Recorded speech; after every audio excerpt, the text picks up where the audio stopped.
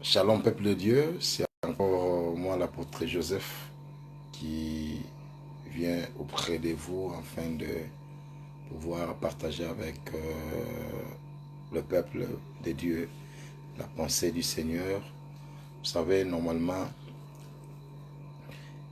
nous devons être très confiants à l'égard de notre Seigneur parce que sans lui, nous ne pouvons rien faire.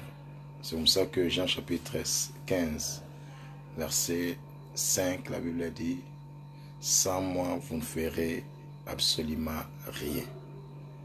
Alors, dans ces temps difficiles, parce que nous sommes conscients, et je crois dans les jours à venir, par la grâce de Dieu, j'aurai à partager avec vous la pensée eschatologique de Dieu par rapport à cette période que nous sommes en train de passer. Mais alors, nous devons comprendre une réalité que sans le Seigneur, nous ne pouvons rien faire. C'est pour ça que j'aime l'apôtre Paul quand il dit nous devons tous nous retrouver ou aller dans la simplicité de l'évangile de Christ. Parce que l'évangile de Christ est tellement simple. La Bible dit si tu crois, tu verras la gloire de Dieu. Et la Bible dit crois au Seigneur Jésus, tu seras sauvé, toi et ta famille. Et dans cette shalom Natacha, que le Seigneur te bénisse. Alors je suis en train de dire tout simplement que par rapport à cette situation, à cette pandémie qui est en train de sévir le monde entier, où les gens aujourd'hui perdent l'assurance et la confiance, nous en tant qu'enfants de Dieu, nous devons manifester une confiance intégrale et intégrée à notre Seigneur. Parce que la Bible dit, le monde attend avec un ardent désir la révélation du Fils de Dieu. Et nous ne pouvons pas parler le même langage que le monde. Ce que nous devons faire, nous avons un langage, c'est un langage de la foi. Et nous savons toutes choses concourent au bien de ce qu'il me dit, comme j'ai l'habitude de partager avec plusieurs serviteurs de Dieu ou aussi enfants de Dieu. Vous savez, Dieu est au contrôle, je ne cesserai jamais de le dire par rapport à cette situation. Dieu est au contrôle de toutes choses. Et rien ne peut échapper au contrôle de Dieu. Si nous mettons cette pensée tout simplement dans notre cœur et nous le gardons dans notre pensée et nous marcherons dans la victoire du Seigneur parce que nous comprendrons que le Seigneur contrôle toutes choses. C'est comme ça que une fois Moïse parle aux enfants d'Israël, il dit les dieux des esprits de toute chair vous gardera. Alors pour tout simplement dire que le Seigneur contrôle toutes choses. Ce que nous sommes en train de voir sur cette terre, Dieu est au contrôle. Et ça, c'est le message le plus capital que nous pouvons retenir. Et c'est comme ça que ce jour-là, j'ai partagé avec nous la pensée de Matthieu chapitre 14, le verset 25, 27, où Jésus dit à ses disciples, mais avant cela, nous comprenons que Jésus les a renvoyés vers l'autre rive. Alors pendant qu'ils étaient en train de pagailler, Jésus lui est monté dans la montagne pour prier. Alors ce qui est capital aujourd'hui, les gens qui prient, ce sont ceux-là qui auront la pensée du Seigneur. Nous savons actuellement, nous sommes en train de le vivre aujourd'hui, quand nous nous réveillons avec un seul mot, avec un seul langage, coronavirus. Et si vous ouvrez les chaînes de télévision, coronavirus, oh, il y a de telles morts. Aujourd'hui, nous sommes en train de compter les nombres de morts comme des cafards qui tombent lorsqu'ils ont reçu l'insecticide. Ce qui est très capital. Ce qui est très très très grave, alors que nous comprenons que c'est là qu'on est en train de dire le mort, son nombre de tels, sont des gens qui ont été créés à l'image de Dieu. Et ce qui est très important, nous devons comprendre, nous sommes créés à l'image de Dieu. Étant donné qu'on a été créé à l'image de Dieu, nous devons rentrer vers celui qui nous a créés et prier le Seigneur, le chercher. C'est comme ça que le Seigneur, face à certaines difficultés, le Seigneur Jésus montait toujours dans la montagne pour chercher son Père, en train de prier. Et même dans dans Marc chapitre 1, verset 35, la Bible dit, Jésus, très tôt le matin, il s'est réveillé pour aller prier. Église, peuple de Dieu, comme je l'ai dit la fois passée, on nous montre encore que l'église n'est pas le bâtiment. Ce que nous devons retenir aujourd'hui, c'est une leçon que nous retiendrons toute notre vie. Parce qu'aujourd'hui, les gens se disent, nous avons une grande église. Nous venons de bâtir des beaux bâtiments. Vous savez, c'est le même langage, c'est le langage que les disciples avaient dit un jour à Jésus. Ils ont dit, oh, quelle beauté, ce temple. Jésus leur a répondu, il ne restera sur ce temple aucune pierre. Donc, juste pour dire que la vie n'est pas, l'église n'est pas le bâtiment. L'église, c'est toi qui me suis. L'église, c'est moi. Et aussi, ça prouve aujourd'hui que lorsque le Seigneur reviendra, il ne viendra pas prendre un bâtiment quelconque, mais il viendra chercher le sien qui nous sommes. Et pour être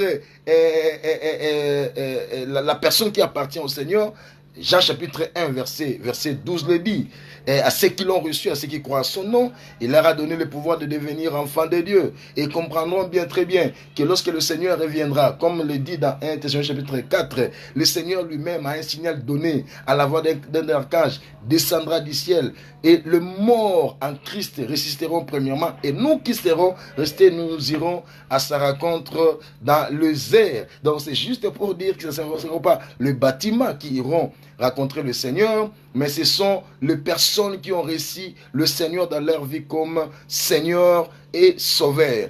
Cette pandémie ou ces phénomènes que nous sommes en train de voir aujourd'hui doit nous rappeler que nous nous bâtissons nos vies sur la beauté des bâtiments, mais notre vie doit être bâtie sur Jésus. Et c'est comme ça que je ne cesserai de dire, seul Jésus règne. Aujourd'hui, nous avons créé un langage qu'on appelle le dadisme, où encore on est en train de vénérer les hommes de Jésus. Vous savez, cette pandémie, toute chose concourt bien de Dieu. Ce qui est arrivé aujourd'hui, ça doit nous rappeler que nous sommes d'abord des fidèles. On n'est pas de fidèles d'une personne quelconque. C'est comme ça qu'aujourd'hui, les gens cherchent à s'approprier. Et comme nous disons, bandi minangai, wana baza bandi. Mais cette chose est en train de nous faire voir. Le gouvernement a pris une décision, je crois que ce n'est pas une décision seulement pour les Congolais. Dans plusieurs pays, nous apprenions, j'ai suivi en Côte d'Ivoire, en Europe, on n'en parle même pas. Nous devons beaucoup plus nous fier à notre Seigneur Jésus. Vous savez, la Bible dit, quiconque invoquera le nom du Seigneur Jésus sera sauvé. Et là, je rentre encore par rapport à une exhortation de Matthieu chapitre 14. Jésus monte dans une montagne en train de prier et les disciples était en train de pagailler. Alors pendant qu'il était en train de marcher sur la mer, plutôt pagailler sur la mer, le disciple était seul, Jésus était en train de prier. Mais je mérite de dire, il y a une dimension importante. Là, c'est la dimension de l'omniprésence de Jésus.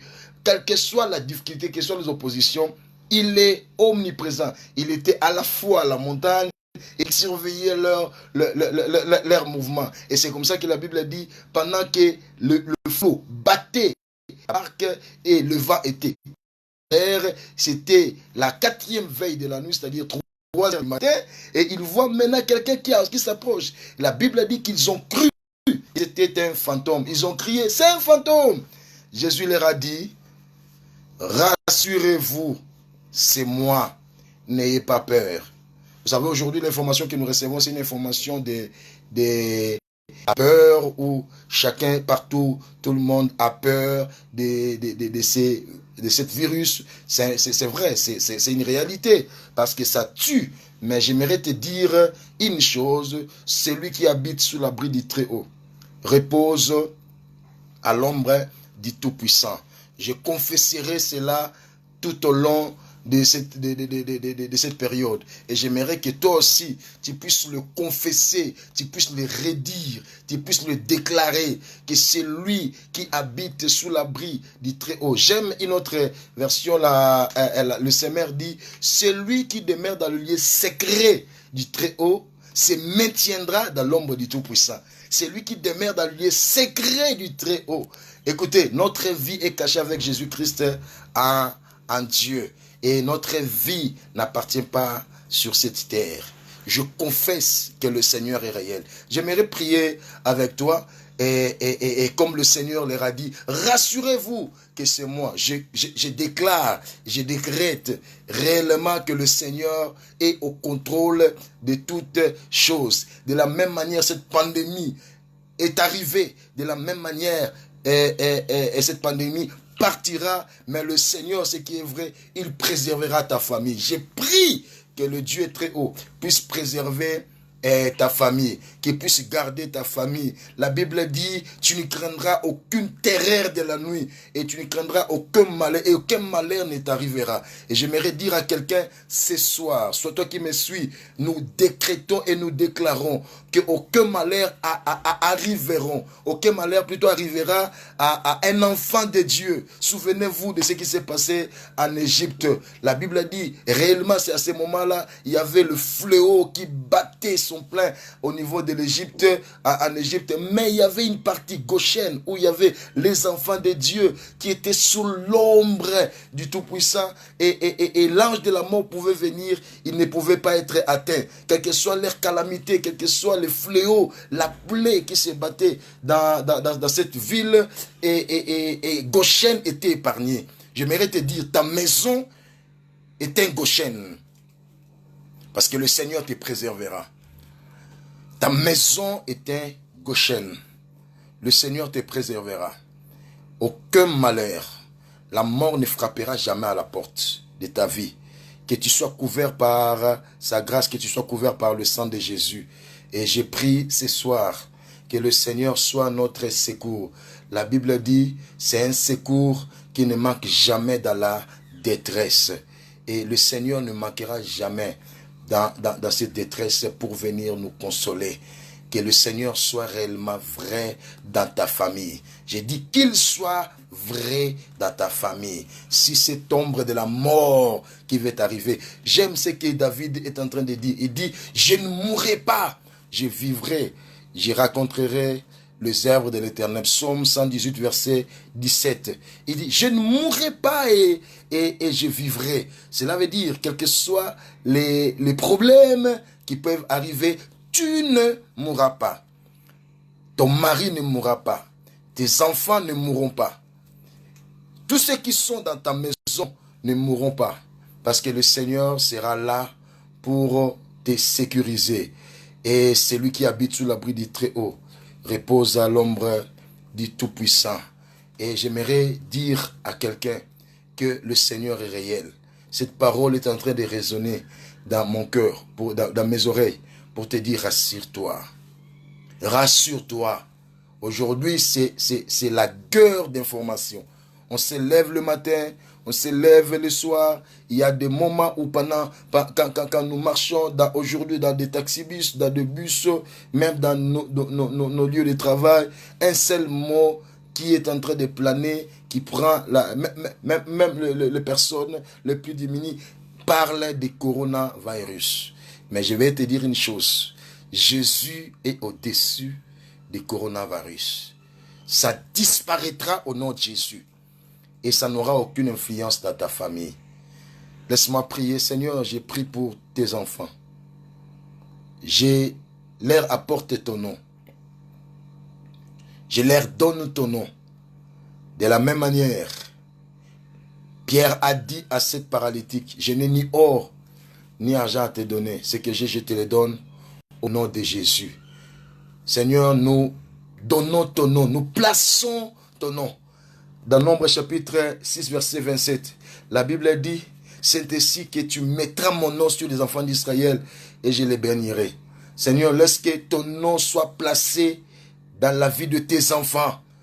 Et ceux qui me suivent, partout où ils sont, en Europe, en Afrique, en Amérique, en Asie, en Océanie. Seigneur, que ton nom soit placé dans leur vie et que tu le protèges. J'ai prié pour Natacha. J'ai prié pour sa famille. Aujourd'hui, le nombre de morts est en train de monter en Italie. Mais Natacha sera épargnée. Serge sera épargné.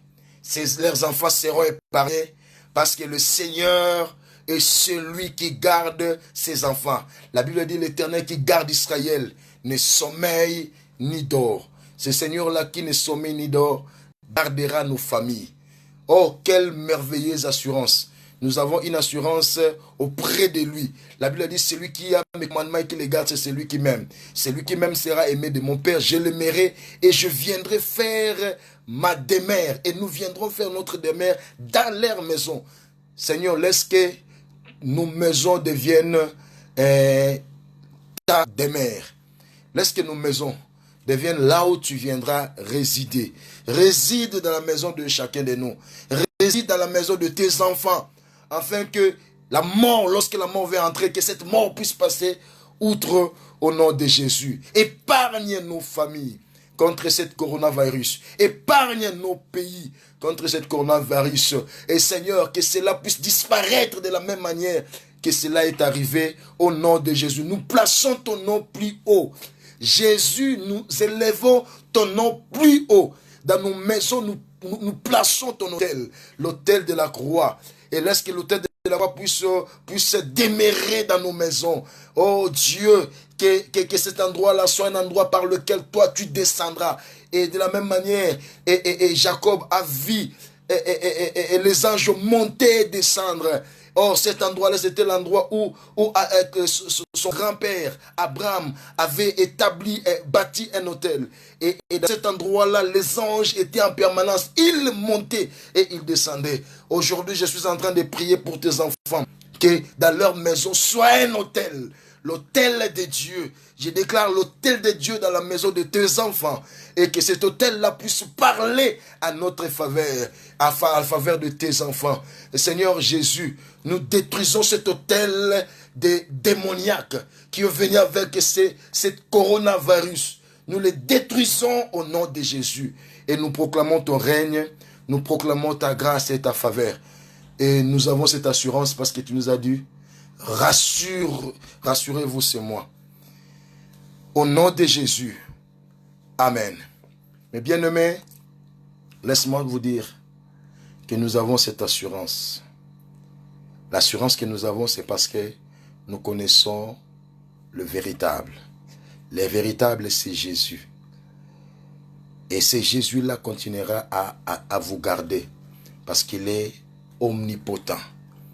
Il est omniscient, il est omniprésent. C'est Jésus-là continuera à veiller sur nous. Et que son sang puisse couvrir et couvrira toutes nos familles. Au nom de Jésus, vous qui m'avez suivi, que le Seigneur soit votre partage. Que le Seigneur soit votre bouclier. Il s'appelle Jéhovah Nissi. Qu'il manifeste ses noms dans vos vies parce qu'il est réellement le bouclier. Et l'Éternel c'est un secours qui ne manque jamais dans la détresse. Dans cette détresse, la Bible dit dans leur détresse, ils crièrent à l'Éternel. Et l'Éternel envoya sa parole et la parole les guérit. Cette parole apporte la guérison, la joie, la paix dans ta vie. Que la grâce de Dieu qui surpasse toute intelligence soit avec vous. Passez un sommeil agréable. Passez une nuit dans la paix du Seigneur. Que personne puisse venir et crier et vous ne pleurerez pas. Tu ne pleureras pas. Tu vas dormir dans la sécurité. Lorsqu'il y avait la tempête, Jésus était dans la barque. Il dormait quelle que soit la tempête. J'aimerais te dire, toi tu dormiras. Et tu te réveilleras, le Seigneur sera ta protection. Que le sang de Jésus puisse couvrir vos maisons, qu'il puisse couvrir partout où vous serez. Et aujourd'hui, les gens nous demandent de laver les mains. Nous allons le respecter. Nous demandent d'observer les règles d'hygiène. Nous allons le respecter. Mais nous savons que le sang de Jésus nous purifie de toutes choses. Et que ce sang-là puisse parler à notre faveur. Au nom de Jésus. Amen.